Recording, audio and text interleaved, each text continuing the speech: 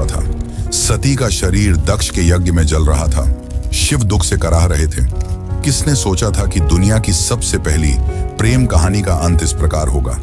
पर क्या करें, नियति का लिखा कोई नहीं टाल सकता, स्वयं भगवान भी नहीं। लेकिन यह अंत नहीं था, यह शुरुआत थी। शुरुआत थी एक अजर अमर प्रेम कहानी की, जो सदियों तक याद की जाने वाली थी। यह शुरुआत थी शिव और पार्वती की, उनके प्रेम कहानी की, एक नए युग की। तो चलिए आज की इस कथा में जानते हैं कि क्या हुआ सती की मृत्यु के बाद और कैसे मिले शिव और पार्वती। आखिर क्यों सती के बाद शिव ने पार्वती को स्वीकार किया। यह प्रेम कहानी उतनी सरल नहीं है जितनी लगती है। यह मार्ग कठिनाइयों से भरा हुआ है, और अगर आप शिव और पार्वती के मिलन के हर पहलू को समझना चाहते हैं तो इस वीडियो को अंत तक जरूर देखें। सती की मृत्यु के बाद शिव सती के शरीर को उठाकर अपने विरह में पूरे ब्रह्मांड में भटक रहे थे, जिससे पृथ्वी का संतुलन बिगड़ने लगा। तब विष्णु ने अपने सुदर्शन चक्र से सती के शरीर के टुकड़े कर दिए, जिसके बाद शिव शांत हुए और कैलाश पर्वत पर ध्यान में चले गए। शिव सती की मृत्यु का दुख सहन न कर सके और एकांत में वास करने लगे। सब कुछ शांत हो गया था, लेकिन इन सब के बीच असुरों की दुनिया में एक नई शक्ति जन्म ले रही थी, जिसका नाम था ताड़कासुर। वह शिव की अनुपस्थिति में बढ़ती हुई अराजकता का प्रतीक था। उसने कठोर तपस्या की और अपने तपोबल से पूरे ब्रह्मांड को हिलाकर रख दिया। अंततः उसकी तपस्या से प्रसन्न होकर ब्रह्मा जी प्रकट हुए। ब्रह्मा जी ने कहा, मांगो पुत्र, क्या वर चाहते हो। तब ताड़कासुर ने कहा, हे ब्रह्मदेव, मुझे ऐसा वरदान दीजिए कि मेरी मृत्यु केवल शिव जी के पुत्र के हाथों ही हो। ब्रह्मा जी ने कहा, तथास्तु। ताड़कासुर जानता था कि शिव सती के विरह में कैलाश पर तप में लीन है और कभी दूसरा विवाह नहीं करेंगे।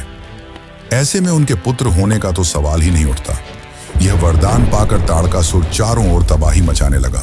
उसका आतंक तीनों लोकों में फैल गया। देवताओं के आश्रम जल गए, यज्ञ नष्ट हो गए और स्वर्ग भी कांप उठा। तभी सभी देवता इंद्र सहित ब्रह्मा जी के पास पहुंचे और बोले, हे ब्रह्मदेव, यदि शिव न जागे तो सृष्टि नष्ट हो जाएगी। ब्रह्मा जी ने शांत और दुखी स्वर में कहा, उसकी मृत्यु शिव जी के पुत्र के द्वारा ही संभव है, और यह तभी हो सकता है जब शक्ति पुनः जन्म ले। तब देवताओं ने निर्णय लिया, शक्ति का पुनर्जन्म होना ही होगा, क्योंकि शिव और शक्ति के मिलन के बिना न सृष्टि चल सकती है, न संतुलन बन सकता है। यहीं से शुरू होती है असली कहानी, शिव और पार्वती के मिलन की कहानी। हिमालय की बर्फीली चोटियों के बीच, जहां नदियां रेशमी लहरों की तरह बहती हैं और हवा में शुद्धता की गंध घुली रहती है, वहां एक दिन धरती, आकाश और देवता सब एक पल को ठहर गए। राजा हिमवान और रानी मैना के घर एक दिव्य कन्या का जन्म हुआ। जब कन्या ने पहली बार आंखें खोली तो पूरा महल दिव्य आभा से भर गया। उनकी मुस्कान में करुणा थी और उनकी आंखों में अनंत ब्रह्मांड की गहराई, मानो स्वयं शक्ति स्वरूप हो। उस कन्या का नाम रखा गया पार्वती। समय के साथ वह कन्या बड़ी होने लगी। उसे बचपन से ही प्रकृति से गहरा लगाव था, फूलों से, जल से, पशु पक्षियों से और उस नीलकंठ देव से, जिनकी कहानियां अक्सर साधु संत गुनगुनाते थे। महादेव का वर्णन करता तब छोटी पार्वती की आंखें चमक उठती। उन्हें न जाने क्यों शिव की हर बात पर अपनापन महसूस होता था, जैसे आत्मा किसी अधूरे गीत को याद कर रही हो। वह घंटों तक हिमालय की गुफाओं में जाकर ध्यान मग्न हो जाती, कभी मिट्टी से शिवलिंग बनाती तो कभी फूलों से उनका श्रृंगार करती। उनके हृदय में बिना किसी सिखाए शिव के प्रति एक अटूट भक्ति जाग चुकी थी। जब पार्वती केवल 4 वर्ष की थी, तब महान नारद मुनि उनके परिवार से मिलने आए। अपनी प्यारी बेटी का भविष्य जानने के लिए उत्सुक हिमावन ने नारद मुनि से पार्वती की हथेली पढ़ने और यह बताने का अनुरोध किया कि नियति ने उसके लिए क्या रखा है। नारद ने जो खुलासा किया वह विस्मयकारी और परेशान करने वाला दोनों था। उन्होंने भविष्यवाणी की थी कि पार्वती एक आदर्श महिला बनेंगी, लोगों द्वारा पूजी जाएंगी तथा अनुग्रह और सद्गुण के प्रतीक के रूप में पूजी जाएंगी। हालांकि एक अशुभ भविष्यवाणी थी जिसने हिमावन को बहुत परेशान कर दिया। पार्वती का भावी पति कोई ऐसा व्यक्ति होगा जो परित्यक्त स्थानों पर रहता होगा, अजीब आभूषणों और चिथड़ों में लिपटा होगा। वह शाही कपड़ों से सुशोभित नहीं होगा और उसकी उपस्थिति ही दुनिया के लिए पहचानने योग्य नहीं होगी। यह सुनकर रानी मैना का चेहरा फीका पड़ गया। क्या मेरी बेटी उस त्यागी से विवाह करेगी? नारद मुस्कुराए, माता, आप उन्हें त्यागी कहती हैं, पर वे ही सृष्टि के अधिपति हैं। यह मिलन केवल विवाह नहीं होगा, यह ब्रह्मांड के संतुलन का पुनर्जन्म होगा। उस दिन से पार्वती के जीवन का लक्ष्य स्पष्ट हो गया। वह जानती थीं कि उनका जन्म ही शिव को पाने के लिए हुआ है। न बाल्यावस्था की इच्छाएं, न राजसी सुख, बस एक संकल्प था उनके मन में कि वह उस एक आत्मा को फिर से पाएंगी जिससे उनका संबंध जन्मों से जुड़ा है। समय बीतता गया और छोटी पार्वती अब युवावस्था में प्रवेश कर चुकी थी। उनके चेहरे पर वही शांत आभा थी जो सती के समय थी, वही निश्चल दृष्टि, वही करुणा और वही अनकहा विरह। बचपन से ही उन्होंने अपने हृदय में शिव को महसूस किया था, पर अब वह भावना एक दृढ़ संकल्प बन चुकी थी। जब उन्होंने नारद मुनि की भविष्यवाणी सुनी कि उनका भाग्य स्वयं महादेव से जुड़ा है, तो उन्होंने तय कर लिया कि यदि उनका जीवन किसी उद्देश्य के लिए बना है तो वह केवल शिव की प्राप्ति है। एक दिन पार्वती ने अपने पिता हिमवान से कहा, पिताश्री, मुझे अब राजमहल में नहीं रहना, मुझे उस मार्ग पर चलना है जहां से मैं अपने प्रभु को पा सकूं। हिमवान ने आश्चर्य से पूछा, बेटी, क्या तू उस मार्ग की कठिनाइयों को जानती है? वह मार्ग फूलों से नहीं, अग्नि से भरा है। पार्वती मुस्कुराई और बोली, पिताश्री, प्रेम जब सच्चा हो तो अग्नि भी दीपक बन जाती। और इसी दृढ़ निश्चय के साथ पार्वती ने अपना महल, वैभव और परिवार सब त्याग दिया। वह हिमालय की शीतल हवाओं को पीछे छोड़कर दक्षिण दिशा की ओर चल पड़ी, जहां साधु संतों ने उसे बताया था कि श्रृंगी तीर्थ वह स्थान है जहां तप करने से देवता भी प्रकट होते हैं। पर्वतों के बीच बर्फीली घाटियों में पार्वती ने अपना छोटा सा आश्रम बनाया। वहां न कोई सुख सुविधा थी, न कोई राजसी जीवन, बस नदियों की ध्वनि और उनके झप की गूंज। शुरुआत में उन्होंने फल और जल से अपना जीवन चलाया, पर धीरे धीरे उन्होंने हर भौतिक आवश्यकता का त्याग करना प्रारंभ किया। अब वे केवल पत्तों पर निर्भर रहने लगी। दिन के समय वे खुले आकाश के नीचे बैठकर ध्यान करती और रात को पत्थर पर लेटकर शिव का स्मरण करती। उनकी साधना इतनी गहरी थी कि उनके शरीर से प्रकाश निकलने लगा था। ऋषि मुनि जो उन्हें देखने आते कहते कि उनकी तपस्या किसी साधारण मानव की नहीं हो सकती। वर्ष बीतते गए, अब उनका जीवन केवल प्राणवायु पर निर्भर था। ऐसा लगता था मानो स्वयं प्रकृति उनकी साधना में लीन हो गई हो। उनकी आंखें बंद थीं, पर उनके मन में केवल एक नाम था, महादेव। जब पार्वती ने अपनी तपस्या जारी रखी तो दुनिया ताड़कासुर नामक एक भयंकर राक्षस के आतंक से त्रस्त हो गई। उसे हराने के लिए बेताब दिव्य देवताओं ने ब्रह्मा से सलाह मांगी। ब्रह्मा ने उन्हें बताया कि केवल भगवान शिव और पार्वती का पुत्र ही राक्षस को परास्त कर सकता है, लेकिन गहन ध्यान में डूबे शिवजी तक पहुंचना असंभव था। तभी दिव्य देवताओं ने भगवान शिव को उनकी समाधि से जगाने के लिए प्रेम के देवता कामदेव को नियुक्त करने का निर्णय लिया। कामदेव ने अपनी इच्छा के तीरों से सुगंधित फूलों और मधुर संगीत के साथ आकर्षण का माहौल बनाकर भगवान शिव के ध्यान को बाधित करने का प्रयास किया। अपने सर्वोत्तम प्रयासों के बावजूद शिवजी अप्रभावित रहे तथा गहन ध्यान की अवस्था में लीन रहे। निराश होकर कामदेव ने शिवजी पर सीधे तीर चलाने का चरम कदम उठाया, जिससे वह अपनी समाधि से जाग गए। कई वर्षों में पहली बार भगवान शिव ने अपनी आंखें खोली और जैसे ही उन्हें घुसपैठ का एहसास हुआ, उन्होंने उग्र ऊर्जा की चमक में अपनी तीसरी आंख खोली और कामदेव को नष्ट कर दिया। उसी क्षण कामदेव की पत्नी रति भगवान शिव के चरणों में गिर पड़ी और अपने पति के जीवन की भीख मांगने लगी। शिवजी हालांकि कठोर थे, नरम पड़ गए और कामदेव को एक वरदान दिया, वह जीवित रहेंगे लेकिन बिना शरीर के। तब से कामदेव निराकार अस्तित्व में हैं। इन सब के बाद ब्रह्मा, विष्णु और सभी देव कैलाश पहुंचे। ब्रह्मा ने शिवजी से शांत स्वर में कहा, हे महादेव, शक्ति फिर से जन्म ले चुकी है। वही शक्ति जो आपको समर्पित है, वह तप में लीन है और उसका संकल्प पूरे ब्रह्मांड को जला सकता है। केवल आपका स्नेह ही उसकी अग्नि को शांति दे सकता है। शिव ने कुछ पल मौन रहकर उत्तर नहीं दिया, पर उनके भीतर कुछ हिल चुका था। हजारों वर्षों की समाधि में पहली बार उन्होंने अपने हृदय में उस कंपन को महसूस किया, वही जो कभी सती के नाम से गूंजता था।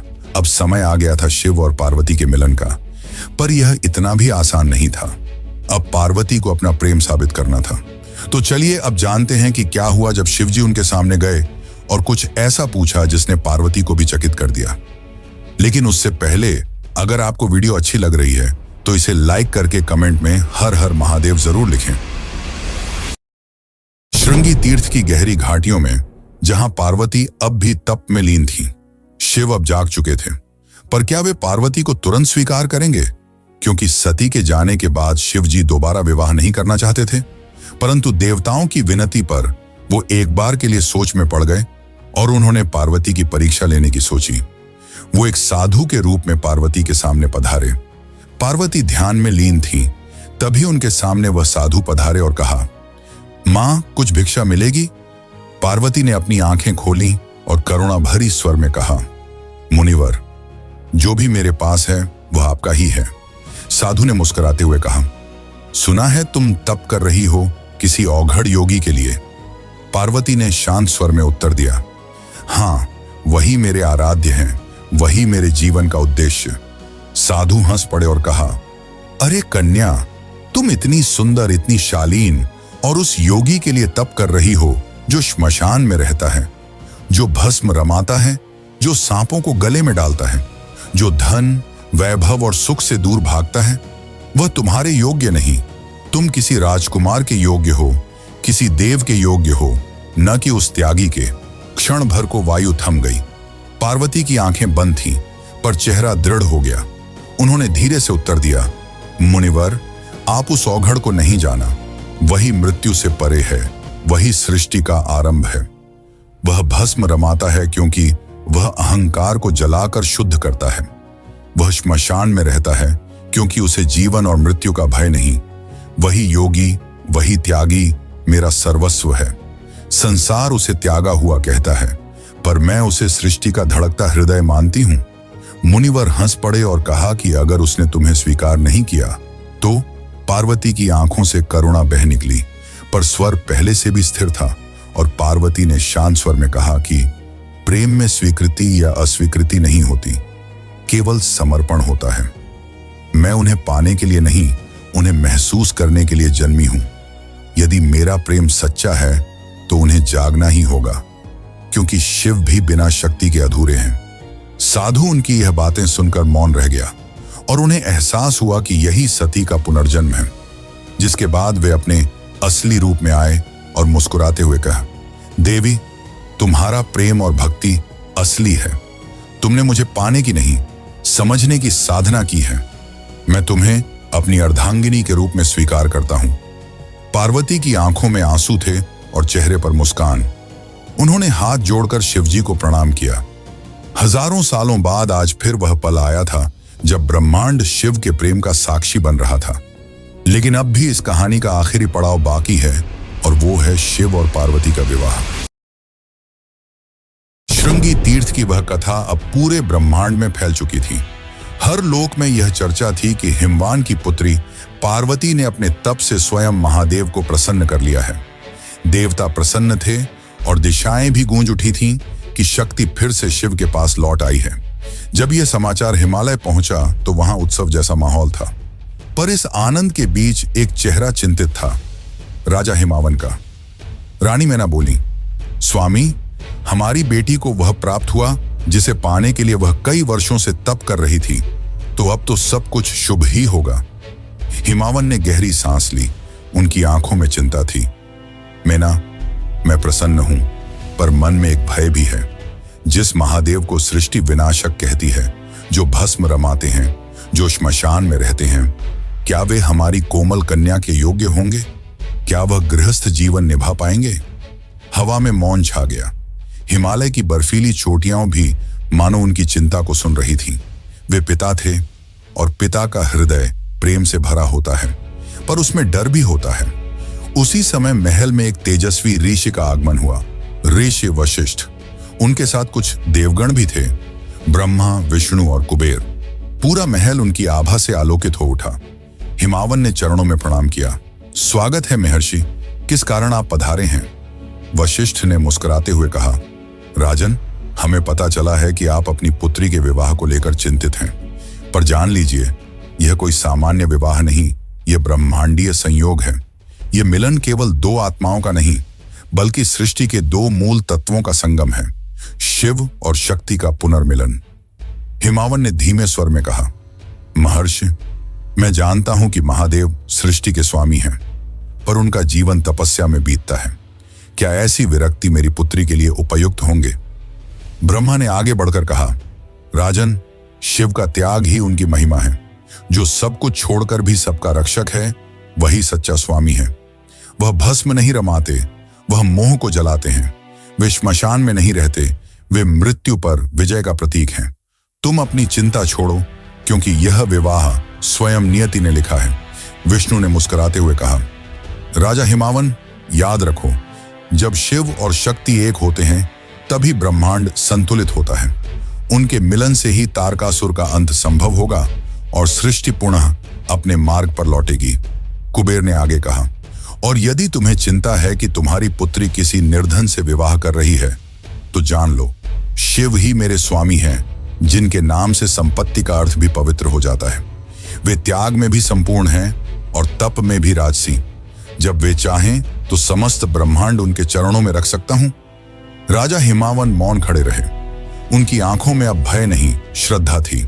उन्होंने धीरे से कहा, तो यह निश्चय है, यह विवाह केवल मेरी पुत्री का नहीं, सृष्टि की स्थिरता का है। वशिष्ठ ने सिर झुकाकर कहा, बिल्कुल, और इस विवाह का शुभ मुहूर्त भी तय हो चुका है। जिस दिन रोहिणी नक्षत्र और बुध एक साथ मिलेंगे, उसी दिन यह ब्रह्मांडीय युगल एक होगा। उस दिन को देवता भी पावन मानेंगे और वही दिन महाविवाह के रूप में सृष्टि में अंकित रहेगा। अब चालू होने वाला है शिव और पार्वती का विवाह, पर उससे पहले शिव जी अपनी बारात लेकर आएंगे और उनकी बारात को देखकर जो हुआ उसे जानकर आप भी चौंक जाएंगे। तो चलिए अब जानते हैं आगे की कथा। लेकिन उससे पहले अगर आपको वीडियो अच्छी लग रही है तो इसे अपने मित्रों और रिश्तेदारों को भी जरूर शेयर करें। विवाह की तिथि निश्चित हो चुकी थी। शिव जो सदियों से मौन थे, अब अपने विवाह की तैयारी में थे, पर यह तैयारी संसार जैसी नहीं थी। महादेव ने अपनी जटाओं से गंगा को प्रवाहित किया, अपने शरीर पर भस्म रमाई और नागों को गले में धारण किया। उनके माथे पर त्रिपुंड भभूति चमक रही थी। यह कोई राजसी दूल्हा नहीं, एक औघड़ योगी थे, जिनके लिए वैभव का कोई अर्थ नहीं, परंतु उनकी बारात, वह तो पूरे ब्रह्मांड की सबसे अनोखी बारात बनने वाली थी। चारों दिशाओं से विचित्र प्राणी आने लगे। कोई भूत था, कोई प्रेत, कोई योगी, कोई सिद्ध, कोई नग्न था, कोई राख से ढका, कोई डमरू बजा रहा था तो कोई चिल्ला रहा था, हर हर महादेव। गंधर्वों के गीतों में अघोरियों के नृत्य घुल गए थे। शंख, डमरू, मृदंग और तांडव की ध्वनियां मिलकर एक अकल्पनीय लय बना रही थी। स्वयं विष्णु और ब्रह्मा बारात में सम्मिलित हुए। यह एक ऐसी बारात थी जिसमें देवता भी थे और दानव भी, क्योंकि शिव सबके हैं, किसी वर्ग के नहीं। बारात जब हिमालय की ओर चली तो आकाश रंगों से भर गया। पुष्पों की वर्षा हो रही थी, पर्वत झूम रहे थे और चारों ओर केवल एक ही नाम, बोलो बम बम भोले। लेकिन जैसे ही यह अनोखी बारात हिमावन के महल के समीप पहुंची, वहां का दृश्य कुछ और था। महल में मंगल गीत गूंज रहे थे, स्त्रियां आरती की थाल सजाए खड़ी थीं, पर जब उन्होंने शिव की बारात देखी, उनके चेहरों से रंग उड़ गए। भस्म रमाए भूत, कंकालों की माला पहने प्रेत और विचित्र रूपों वाले योगी, यह दृश्य भयावह था। मेना देवी का चेहरा पीला पड़ गया। उन्होंने घबराकर कहा, स्वामी हिमावन, यह कैसी बारात है? क्या यही वह वर है जिसके लिए हमारी पुत्री ने तप किया? रानी मेना की आंखों में भय था। उन्हें लगा यह कोई विवाह नहीं, कोई प्रलय आने वाला है। वह कांपते स्वर में बोली, मैं अपनी बेटी को ऐसे वर के हाथों नहीं सौंप सकती। ये तो देव नहीं, मृत्यु का रूप है। पार्वती शांत थी, उनके चेहरे पर एक गहरी मुस्कान थी। वे आगे बढ़ी और अपनी मां के हाथ पकड़ते हुए बोली, माता, आप उन्हें उनके रूप से मत आंकिए। भस्म उनकी साधना है, श्मशान उनका ध्यान स्थल। वह किसी को डराने नहीं आए, वह स्वयं मृत्यु को भी जीवन देना जानते हैं। यही मेरे प्रभु हैं, सरल परंतु अनंत। उनकी वाणी में ऐसी शांति थी कि मेना के मन का भय पिघलने लगा। तभी पार्वती ने धीरे से कैलाश की दिशा में देखा और विनम्रता से कहा, प्रभु, आपकी बारात तो दिव्यता से भरी है, परंतु मेरी माता का हृदय भय से कांप रहा है। क्या आप अपने उस रूप में आ सकते हैं जिसे संसार देख सके? शिव ने मुस्कुराकर अपनी आंखें बंद की। एक पल के मौन के बाद जब उन्होंने उन्हें खोला तो समूचा वातावरण बदल गया। राख झरने लगी, नाग झुक गए और भूत प्रेतों का हाहाकार एक मधुर स्वर में बदल गया। अब वहां खड़े थे सुंदर मूर्ति महादेव, गले में पुष्पमालाएं, माथे पर चंद्र की कोमल ज्योति, तन पर रेशमी वस्त्र और मुस्कान में शांति का सागर। उनके दिव्य रूप को देखकर सब लोग विस्मित रह गए। रानी मैना की आंखों में आंसू थे, भय के नहीं, श्रद्धा के। उन्होंने हाथ जोड़ लिए। प्रभु, अब मैं समझी, यही ब्रह्मांड के स्वामी हैं, यही मेरी पुत्री के योग्य हैं। शिव ने स्नेह भरी दृष्टि से पार्वती की ओर देखा और कहा, देवी, तुम्हारे प्रेम ने मेरे अघोर को भी सुंदर बना दिया। देवगण, सिद्ध, योगी, गंधर्व सब एक साथ एक ही स्थान पर एकत्र हुए। स्वर्ग, पृथ्वी और पाताल तीनों लोग उस क्षण एक हो गए थे। कोई शत्रु नहीं, कोई भय नहीं।